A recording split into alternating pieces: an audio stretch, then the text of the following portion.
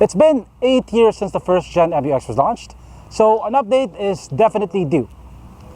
This behind me is the all-new second gen 2022 Isuzu MU-X. Is it worth the wait? And is it worth your money? Let's find out.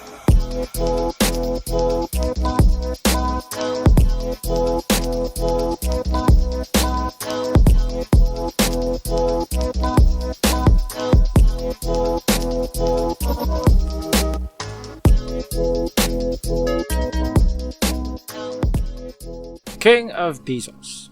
Here in the Philippines, there's one brand that comes to mind when you hear that.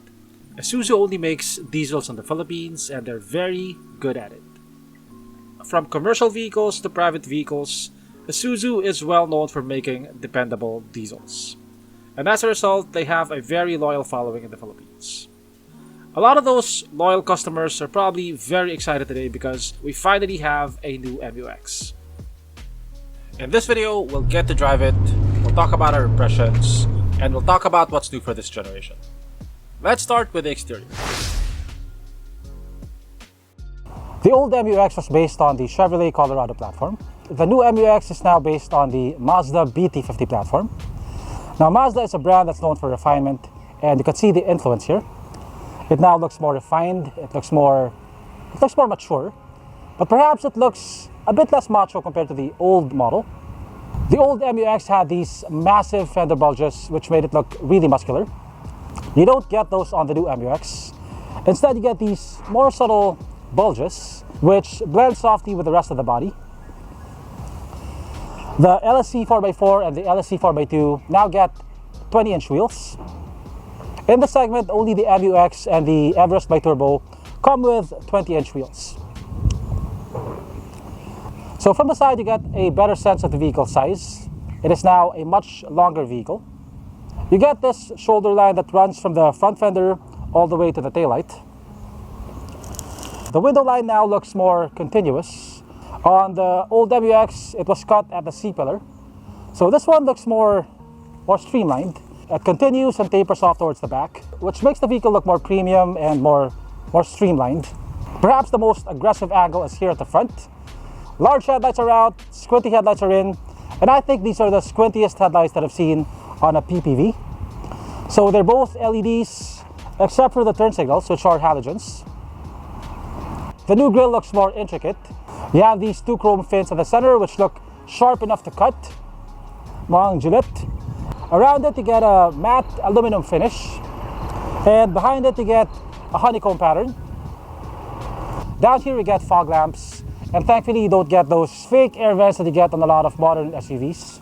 So you get these on the LS-E and the LS-A, but the base model doesn't get fog lamps. I like how it looks. If I were to nitpick, I just wish that there was a body-colored panel here to separate the grille and the lower intake.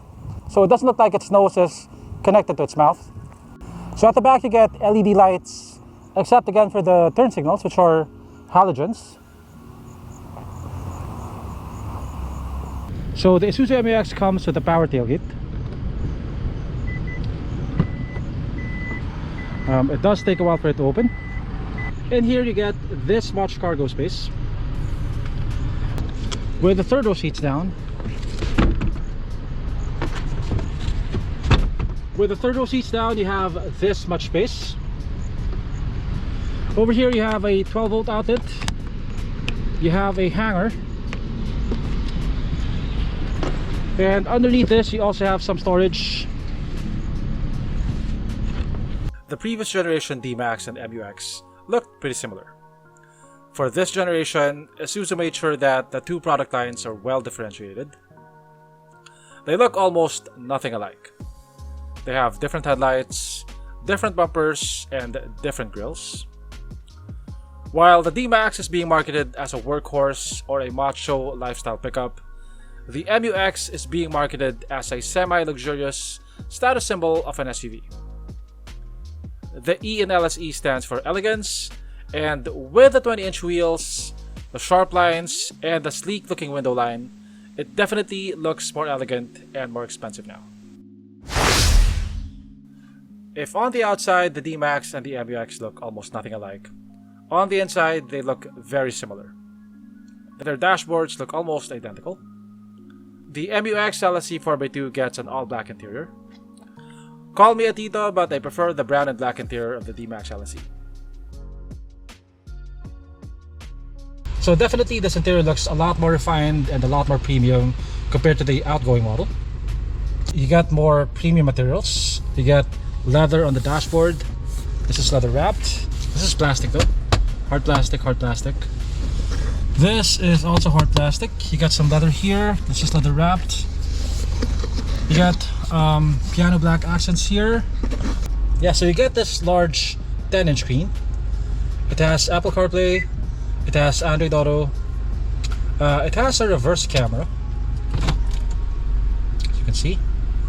It doesn't have active guidelines though. As you can see, when I turn the wheel, the lines don't move. It doesn't get a top-down view camera. So you get dual zone climate control. I wish it came with knobs though instead of buttons. So down here you get a USB port, an aux jack. You got a 12-volt outlet. There is no wireless charger. You now get an electronic parking brake, unlike the old model which had a manual handbrake. So cup holders, you do get a lot of cup holders here. You got one over here, right next to the air con vent by the way, so your drinks will stay cool. You got another one over here, also right next to the air con vent. And you get two over here. So over here you get an analog tachometer, an analog speedometer, and a digital screen at the center. So the seats are covered in leather. The driver's seat is power adjustable. There is no lumbar adjustment. The passenger seat is manually adjustable. So if I had to nitpick, I wish it didn't have all these black buttons over here. It makes you feel like you bought a base model, but this is the second to the top of the line model. Yeah, in terms of headroom, I have about 4.5 inches of headroom, and I'm 5'8". Let's check out the back seat. So space here is also pretty good. I have about 5 inches of legroom. I'm 5'8".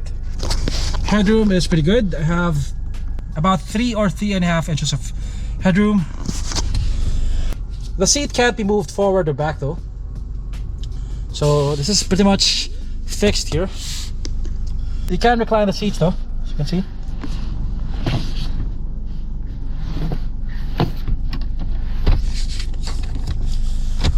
So over here you have a hanger, hard plastic. This is leather. You have this glossy trim over here. Over here you have one AC outlet and 2 USB ports. Up here you have your air con controls, and your air con vents are up here. Yeah, you got a center armrest, also with 2 cup holders. So the second row seat tumbles forward for easier entry. Okay.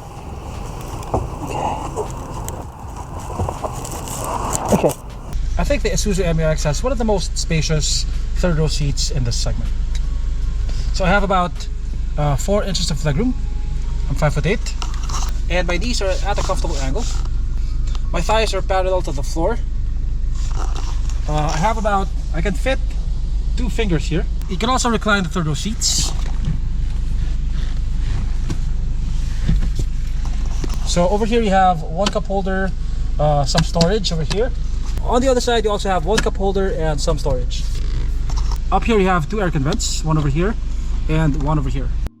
In terms of active safety features and driver assist features, the Isuzu MU-X is definitely not lagging behind the competition. It has adaptive cruise control. Like Subaru, it uses twin windshield mounted cameras instead of radar. And that's how you can install off-road accessories like a bull bar, an aftermarket bumper, or a winch without obstructing the radar unit. It also has lane departure warning, rear cross traffic alert,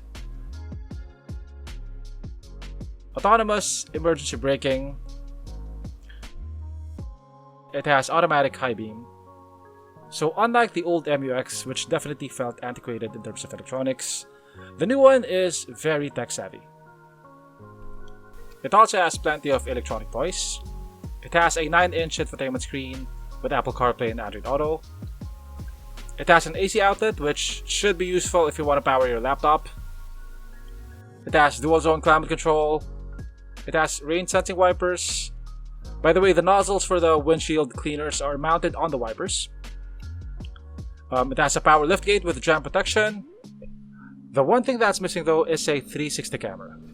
Now that is something that the Toyota Fortuner LTD and the Nissan Terra VL have. By the way, the Nissan Terra has a 360 camera, but it doesn't have adaptive cruise control. And in my opinion, having adaptive cruise definitely outweighs having a 360 camera. The Mu X LS-E and LS-A are powered by Isuzu's new 3-liter 4JJ3 engine, which also powers the new D-Max. It's almost an all-new engine with a new block, new pistons, a new cylinder head, and a new fuel injection system. It now produces 190 horsepower and 450 Nm of torque. That's up from 175 horsepower and 380 Nm of torque on the previous model. Isuzu claims that it has an impressive 300 Nm at just above idle speed of 1000 RPM. It's also supposed to be more quiet and smoother than the 4JJ1, but it's still not as quiet as the competition. The base model LS still comes with the RZ4E engine, which is unchanged from the previous model. It either comes with a 6-speed automatic or a 6-speed manual. In terms of suspension, it has coil springs on all 4 corners, with a double wishbone front suspension and a 5-link rigid axle at the back. The 4x4 model will not get a differential lock here in the Philippines, but it has rough terrain mode, which should help a bit if you're going off-road. Okay, so we're now driving the Isuzu Mu X LS-E 4x2. So it now comes with a more powerful engine. It's a 3-liter turbo diesel. As you'd expect from a PPV, you do get a lot of body roll here. The suspension leans more towards soft than stiff, which is good for comfort.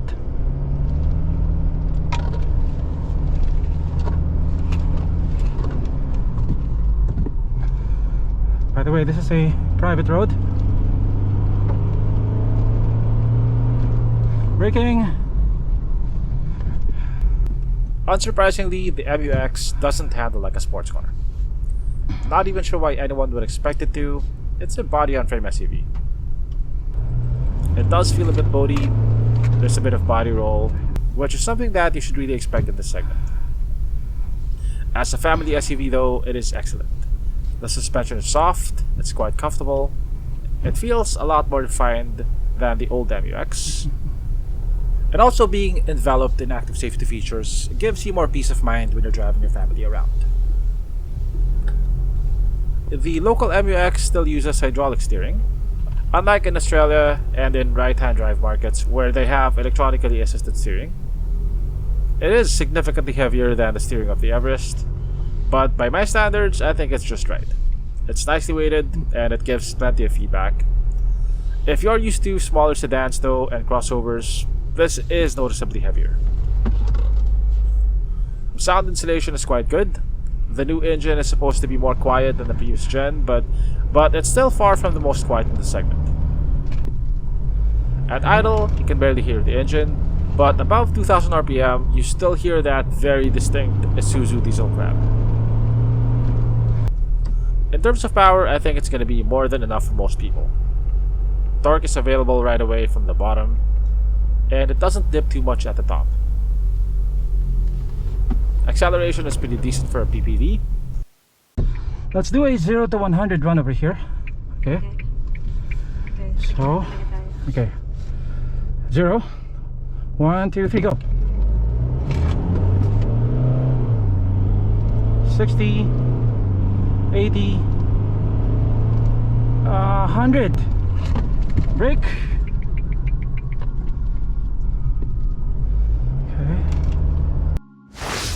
The new Mu X sells between 1.59 million pesos for the base model LS and 2.45 million pesos for the top-of-the-line LS-E 4x4 model.